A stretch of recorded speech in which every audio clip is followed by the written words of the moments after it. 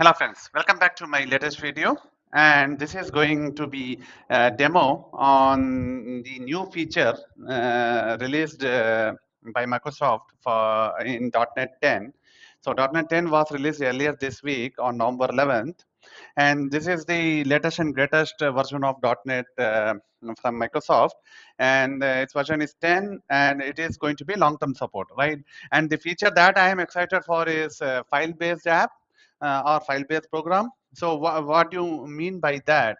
What do I mean by that? So basically, if you have ever worked in scripting languages like Python or PowerShell or Bash, what you do in that? You open your text editor and then you put your scripts in, and then you call the interpreter, right? It could be PowerShell, Python, whatever, and you put the name of the script, right? Something .py or ps1, whatever, and also you pass on arguments to it, and it executes simply, right? So you get the same in C# now, and the feature, it is called file based app. So if you have VS Code, make sure you enable this setting, file based program, right? Currently it is in preview, and then once you do that, and you are good to use C# as your scripting language, right? Let me do this. Console.writeline. Let's use hello world, because whenever I use hello world, my demo goes well. Okay, so let's use this, and then simply do this .NET run sample.cs. That's it. Hello world is printed. You don't have to do any other ceremony. You can directly put your C# code and do .NET run whatever file name you have, right? And let's, what if you have some packages that you want to import? Yeah, you can do that. Let me import package. This is Spectre.Console. I have one more demo to show you using that package. And I will explain this. So this hash colon package is to include any package in your script, and then package name at anything after at is the version number of that package. In this case, I have included Spectre.Console, which is an excellent package to style your consoles. So I like it very much. So I encourage you go to Spectre.Console website and support this project also. So I have put asterisks after that. That means I'm going to use the latest version. Okay. So I have included the package. Let's consume this, right? Let me create some text. Okay. New text, and okay, and this takes string and style. Let's put some hello world again, because with the hello world, my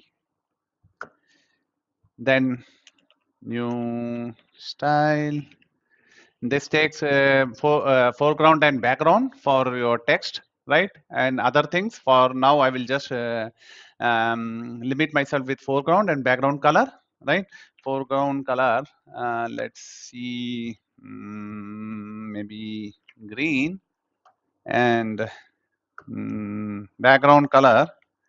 Uh, let's let it be black, or white, maybe.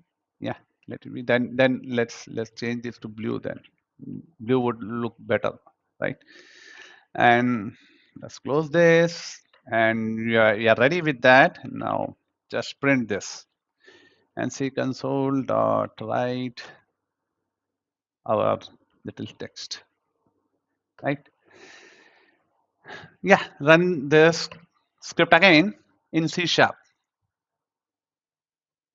It will do basically the same thing, build and restore, but everything happens behind the scene, right? That's it. You don't have to do a heavy lifting in terms of updating your project.cs and all those things. Now you can simply put your CS, that is C# logic, and simply do .NET run and the file name. So this is what file-based program is all about. And I have created a simple script. Basically, what it does is it goes to open weather map.org, and I have the API key in my .env file, and I'm using .env package and newtons of .json to deserialize, and again Spectre.Console to spice up my console, right? So let me run this to give you demo. Okay, .NET run weather, and yeah, why not London?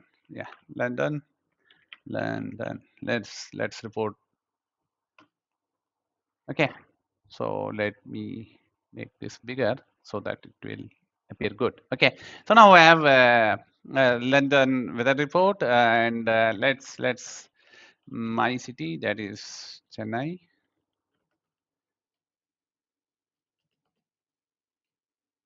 Okay, I did not spell it correctly.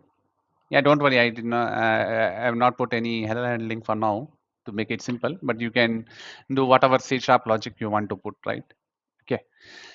So I have the weather data for Chennai, and yeah, it is little hot and humid. Okay, so we have seen how this pans out in Windows. We can do the same for Linux also. I have the demo file ready, not CLS. I am on Linux, so it should be clear.